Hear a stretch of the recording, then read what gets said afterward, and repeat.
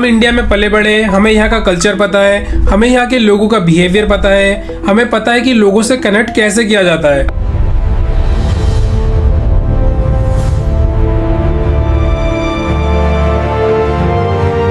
हम इंडिया में पले बड़े, हमें यहाँ का कल्चर पता है, हमें यहाँ के लोगों का बिहेवियर पता है, हमें पता है कि लोगों से कनेक्ट कैसे किया जाता है। मैंने अलाइट मोशन को ओपन कर लिया है। अब प्लस पर क्लिक करके एक न्यू प्रोजेक्ट बना लेता हूँ। नाउ प्रोजेक्ट क्रिएट कर लेने के बाद सबसे पहले हम इमेज को ऐड करेंगे। उसके लिए यहाँ प्लस पर क्लिक करो, मीडिया पर जाओ और यहाँ से आपको जिस भी इमेज को ऐड करना चाहते हो उस पर टैप करके ऐड कर लो। इमेज को ऐड कर लेने के बाद इसके मूव एंड ट्रांसफॉर्म में आओ और इसके Z एक्सिस पर क्लिक करो एंड इसको Z एक्सिस के वैल्यू को मैं लाइक 500 के अराउंड रख लेता हूँ।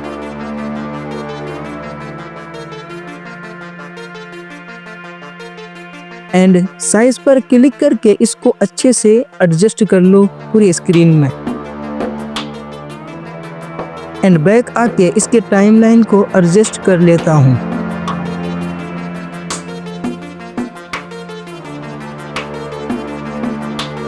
अब प्लस पर क्लिक करो, ऑब्जेक्ट / एलिमेंट्स पर जाओ और यहाँ से कैमरा को ऐड कर लो। इस पर क्लिक करके कैमरा को एनेबल करो। अब मूव एंड ट्रांसफॉर्म में आओ और यहाँ पर मैं एक की फ्रेम 2 सेकंड में ऐड करता हूँ और एक की फ्रेम इससे पीछे आके ऐड करके Z एक्सिस से कुछ इस तरह इसको जूम कर लेता हूँ।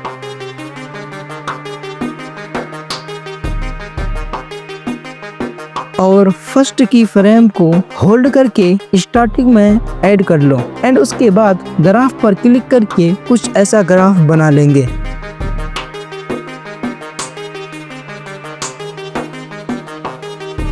अब प्लस पर क्लिक करो एंड यहाँ से एक नल लेयर को ऐड कर लो और इसके भी टाइमलाइन को बराबर कर लो। नाउ अब ध्यान से देखो, कैमरा लेयर में जो सेकंड की फ्रेम है उससे थोड़ा पीछे रहो और कैमरा लेयर पर क्लिक करके कैमरा को नल से पेरेंट कर दो। अगर आपको समझ नहीं आ रहा है कि कैमरा लेयर क्या है, पेरेंटिंग लेयर क्या होता है एंड नल लेयर क्या है, तो आप पहले अलाइट मोशन के बाकी के पार्ट्स देख सकते हो, लाइक इसको एंड इसको। इन सारे पार्ट्स में मैंने बिल्कुल बेसिक से बताया है, सो प्लीज एक बार चेकआउट कर लेना। नाउ अब टॉपिक पर वापस आते हैं। आपने कैमरा लेयर पर क्लिक किया और इस आइकन पर क्लिक करके नल 1 पर क्लिक कर दो। इससे कैमरा के सारे कंट्रोल नल 1 के पास आ जाएगा। अब नल लेयर पर टैप करो, मूव एंड ट्रांसफॉर्म में आओ एंड एक की फ्रेम ऐड कर दो एंड टाइमलाइन के आगे आके इसको लेफ्ट साइड कुछ इस तरह से ड्रैग कर लेंगे। जब आप ड्रैग करोगे तो एक रेड लाइन शो होगा, उसी को फॉलो करते हुए ड्रैग करना तो उससे ऊपर नीचे नहीं होगा। अब ग्राफ में आके सेम वही ग्राफ को अप्लाई कर लेता हूँ।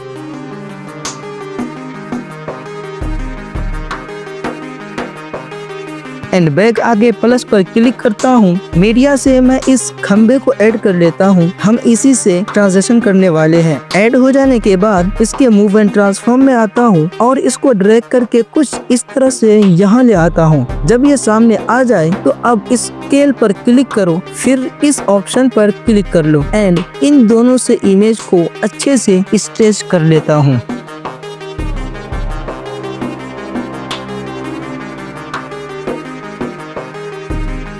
अब Z एक्सिस पर क्लिक करता हूँ और इसको -200 के अराउंड रख लेता हूँ एंड उसके बाद इसके पोजीशन को एडजस्ट कर लेता हूँ।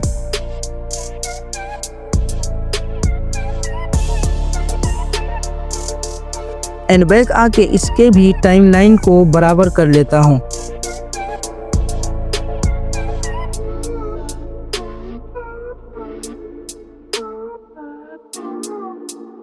अब नल को जो सेकंड की फ्रेम है वहां पर आके इसको और अंदर की तरफ ड्रैग कर दो एंड बैक आके एक बार प्रीव्यू को देखते हैं।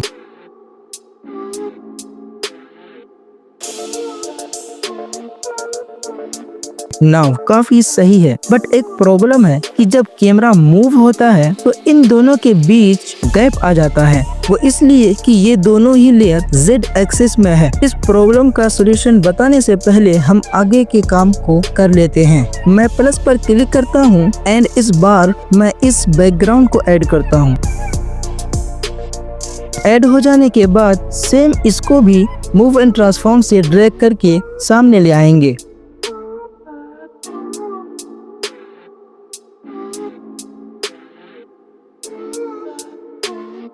अब इसके Z एक्सिस पर क्लिक करके इसको मैं कुछ इतना रख लेता हूँ। वीडियो को स्किप करके मत देखना, नहीं तो भूल जाओ एडिटिंग सीखना। ओके, अब मैं इसको स्केल से इसके साइज को फुल स्क्रीन कर लेता हूँ एंड बैक आके इसको भी बराबर कर लेंगे। एंड ये देखो कुछ ऐसा एनिमेशन बना है।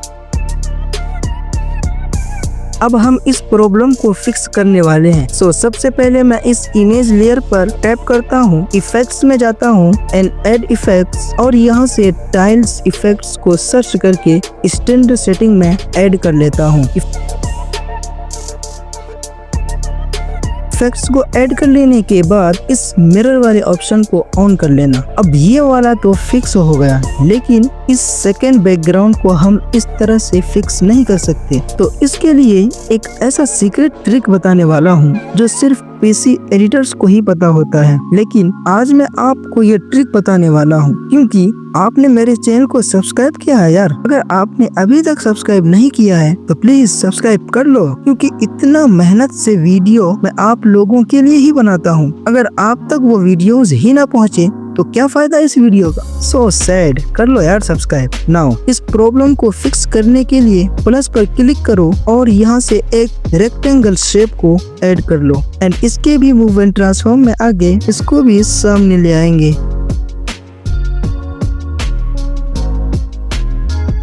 एंड सामने लाने के बाद इसको कुछ इस तरह से पूरे स्क्रीन पर फिल कर लेंगे एंड उसके बाद इस PNG पर क्लिक करो जिससे आप ट्रांजिशन कर रहे हो। मेरे वीडियो में ये एलिमेंट है, तो एक बार इसके मूव एंड ट्रांसफॉर्म में आके इसके Z एक्सिस के वैल्यू को देख लेंगे। जैसे इसमें -201 है तो बैक आओ और शेप पर क्लिक करो, मूव एंड ट्रांसफॉर्म में जाओ और इसके Z एक्सिस को हम उससे 1% कम, यानी हम इसके वैल्यू को -200 रख लेंगे। मतलब शेप को इस लेयर से पीछे रखना है एंड उसके बाद शेप को इस एलिमेंट के बीच में रखना एंड बैक आके इसको भी पूरे टाइमलाइन में एडजस्ट कर लेता हूँ। एंड उसके बाद इस बैकग्राउंड को हम यहाँ से होल्ड करके शेप के ऊपर कर लेंगे एंड बैकग्राउंड लेयर पर क्लिक करो, यहाँ 3 डॉट्स पर क्लिक करो एंड इसको क्लिपिंग मास्क कर दो। जैसे ही आप इस पर क्लिक करोगे तो वो शेप हाइड हो जाएगा। एंड अब मैं प्ले करके दिखाता हूँ।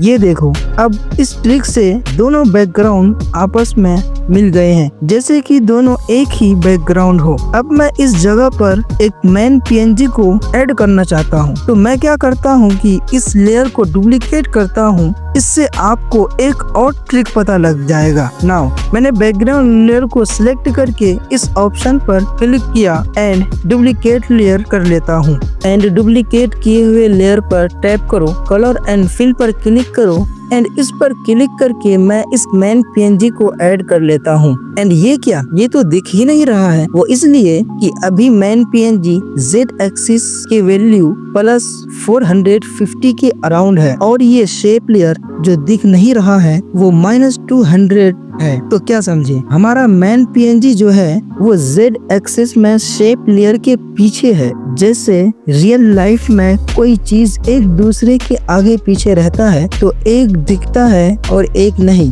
तो इसी तरह यहाँ पर भी कैमरा लेयर वर्क करता है। तो अब मैं मेन PNG को कुछ इस तरह से शेप के ऊपर लाता हूँ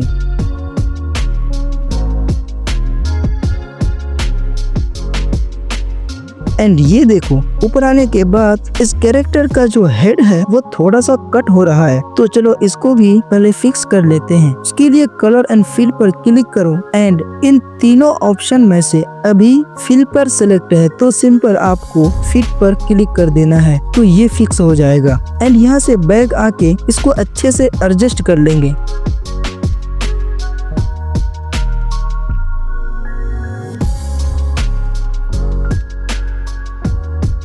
तो अब मैं प्लस पर क्लिक करके एक नल लेयर ऐड करता हूँ और इसको पूरे टाइमलाइन पर करके इसको भी इस नल के पास कर लेता हूँ। एंड अब नल 1 पर क्लिक करो और नल 1 को नल 2 से पेरेंट कर दो। एंड अब नल 1 का जो लास्ट की फ्रेम है उससे थोड़ा पीछे रहना है एंड नल 2 के मूव एंड ट्रांसफॉर्म में आओ और एक की फ्रेम ऐड करो एंड एक की फ्रेम आगे आके टाइमलाइन में इसको ऊपर की तरफ स्लाइड कर लेंगे।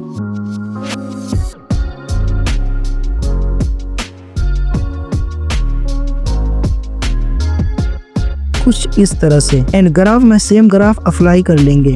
एंड ये जो बैकग्राउंड दिख रहा है इसको हम कट कर लेंगे जहां से ऊपर की तरफ स्लाइड होता है उससे थोड़ा पहले। जैसे मैंने 2 सेकेंड एंड 54 फ्रेम पे इसको सेलेक्ट करता हूं एंड इसको इस ऑप्शन से आगे के पार्ट को ट्रिम कर लेता हूं लाइक दिस। अब मैं यहाँ पर भी एक ट्रांजिशन एलिमेंट ऐड करना चाहता हूँ। अब ये भी नहीं दिख रहा है तो सेम तरीके से हम इसको सामने स्क्रीन पर लाएंगे। सिंपल यहाँ पर राइट साइड की तरफ ड्रैग करना है। अब मैं इसको सबसे पहले रोटेट करता हूँ, अराउंड 90 डिग्री कर लेता हूँ। अब स्केल पर क्लिक करो एंड इस ऑप्शन पर क्लिक करके इसको कुछ इस तरह से कर लेंगे।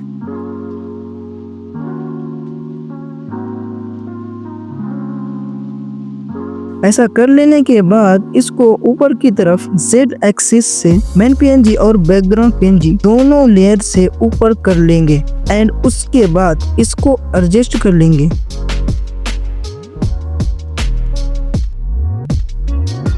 एडजस्ट कर लेने के बाद बैक आगे इसको भी पूरे टाइमलाइन में कर लेंगे। इसको थोड़ा और एडजस्ट कर लेता हूँ एंड आपको जो ये मेन PNG थोड़ा नीचे दिख रहा है वो अभी फिक्स हो जाएगा। एंड मैं प्लस पर क्लिक करके इस बैकग्राउंड को ऐड करता हूँ एंड इसको भी हम सामने ले आएंगे।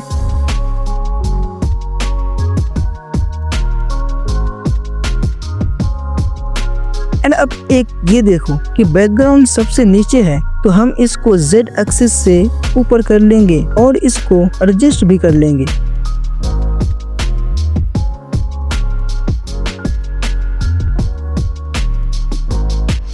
एंड बैक आके इसको भी पूरे टाइमलाइन में बराबर कर लेता हूँ। एंड ये देखो ये वाला बैकग्राउंड थोड़ा इससे ऊपर दिख रहा है तो इसको मूव एंड ट्रांसफॉर्म में आके इसको नीचे कर लेंगे लाइक दिस। अब देखो ये सही हो गया है। अब मैं इस लेयर को डुप्लीकेट करता हूँ और कलर एंड फिल में आके इस कैरेक्टर से रिप्लेस कर लेता हूँ।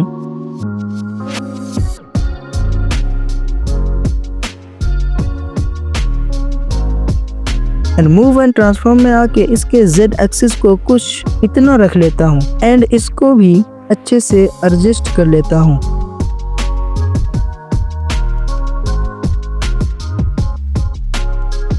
एक बार प्ले करके देखते हैं।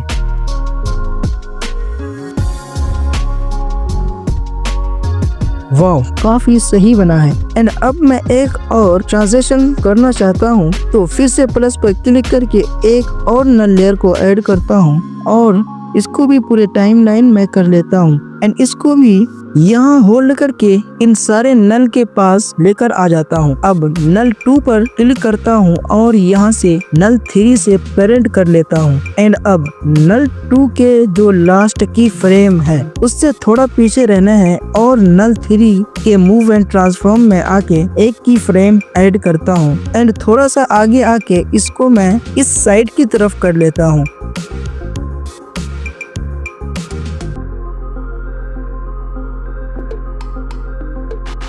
एंड ग्राफ में आके सेम ग्राफ बना लेता हूँ। अब मैं प्लस पर क्लिक करके इस PNG को ऐड करके सामने ले आता हूँ।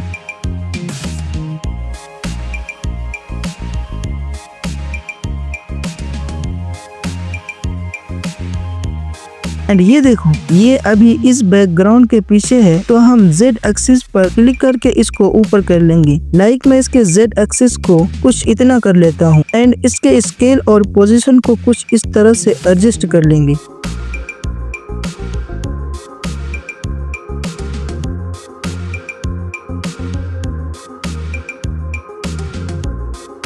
नाउ एडजस्ट कर लेने के बाद बैक आके इसको पूरे टाइम लाइन में कर लो एंड अब ये देखो कि लास्ट की फ्रेम में भी ये अंदर नहीं हुआ है, तो लेयर पर क्लिक करके मूव एंड ट्रांसफॉर्म में आओ और इसको थोड़ा इस साइड कर लो और यहाँ थोड़ा सा दिख रहा है तो इस लेयर पर क्लिक करके इसको भी साइड कर लेंगे। नाउ अब आप देख सकते हो कि इजीली फिक्स हो गया है। अब मैं यहाँ बैकग्राउंड को ऐड करता हूँ।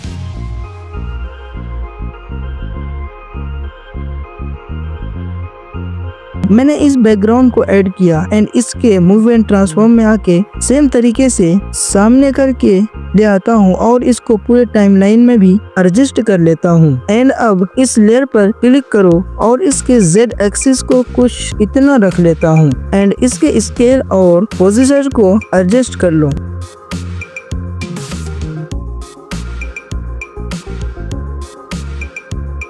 बैक आके इन दोनों लेयर को कट कर लेता हूँ। आगे इनका कोई काम भी नहीं है और ये डिस्टर्ब कर रहा है, इसको भी कट कर लेता हूँ। अब मैं इस लेयर को डुप्लीकेट करके मेन PNG से चेंज कर लेता हूँ।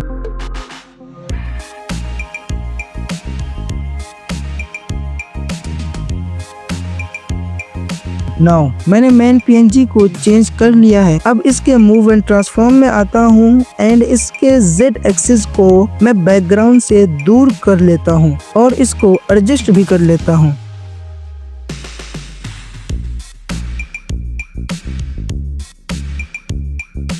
एंड ये जो ट्रांजिशन PNG है इसमें ज्यादा डेप्थ नहीं लग रहा है, तो मैं इसके Z एक्सिस को और दूर कर लेता हूँ।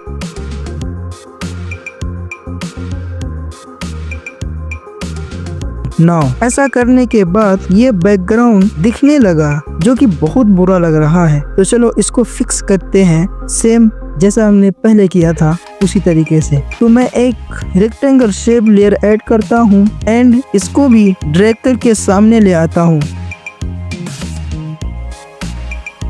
लेयर्स बहुत ज्यादा होने की वजह से ये दिख नहीं रहा है, तो मैं ये क्या करता हूँ कि यहाँ पर क्लिक करके इसको माइनस करके स्क्रीन को छोटा कर लेता हूँ और इसको सामने कर लेता हूँ।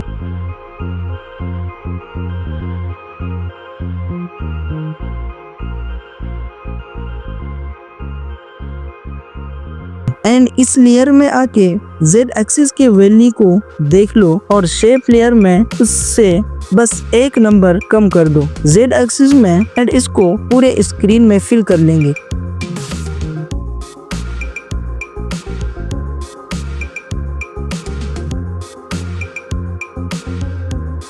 अब बैकग्राउंड लेयर को शेप लेयर के ऊपर लाओ सेम जैसे हमने पहले किया था। लेयर पर क्लिक करो, 3 डॉट्स पर जाओ एंड क्लिपिंग मास्क पर क्लिक कर दो एंड लो हो गया प्रॉब्लम सोल्व। अब तो मेन PNG गायब हो गया। कोई नहीं, सिंपल मेन PNG पर क्लिक करो और तुमने अभी शेप लेयर के वैल्यू को जितना रखा बस उससे ज्यादा कर दो एंड अब ये लेयर छोटा हो गया। तो लेयर पर क्लिक करो, इफेक्ट्स पर जाओ और यहाँ से टाइल्स को ऐड करके मिरर को ऑन कर दो एंड लो ये भी फिक्स हो गया। एंड एक बार शुरू से चेक कर लेते हैं। ये देखो ये लेयर ऐसा क्यों हुआ है, वो इसलिए कि हमने अभी इस लेयर में टाइल्स इफेक्ट्स को ऐड किया है। एक काम करते हैं कि इसको हम कट कर लेंगे स्क्रीन में आने से पहले। नहीं गाइस ऐसा नहीं हुआ, तो अब हम क्या करेंगे, काम करते हैं इफेक्ट्स को डिलीट करते हैं और इसको थोड़ा सा जूम कर लेते हैं। नाउ अब सही है। तो अब मैं एक नल लेयर को और ऐड करता हूँ और पूरे टाइमलाइन में करके इसको नल 3 से कनेक्ट कर लेंगे।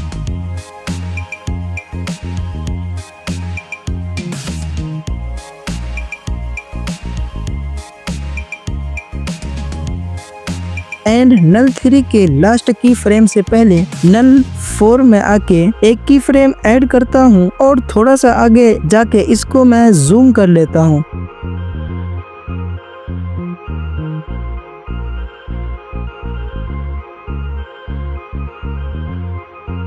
एंड ये वाला ग्राफ को बना लेता हूँ एंड इसके आगे से सारे लेयर को सिलेक्ट करके इसको कट कर लेंगे। अब मैं फाइनल प्ले करके दिखाता हूँ।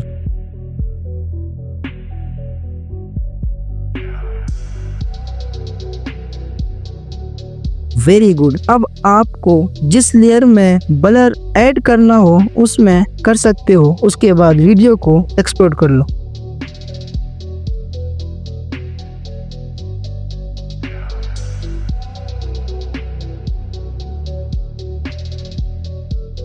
तो गाइस कैसी लगी ये 3D वीडियो एडिटिंग आप कमेंट में जरूर बताना। गाइस बहुत मेहनत लगता है ये 3D एडिटिंग वीडियो को बनाना और उससे भी ज्यादा टफ है आप लोगों को वीडियो के जरिए समझाना, वो भी लाइव। ये बहुत मुश्किल काम है, काफी मेहनत लगता है। तो यार उसके लिए सब्सक्राइब तो कर ही लो, इतना तो कर ही सकते हो एंड वीडियो को शेयर भी कर दो ज्यादा से ज्यादा। Thank you guys, good bye.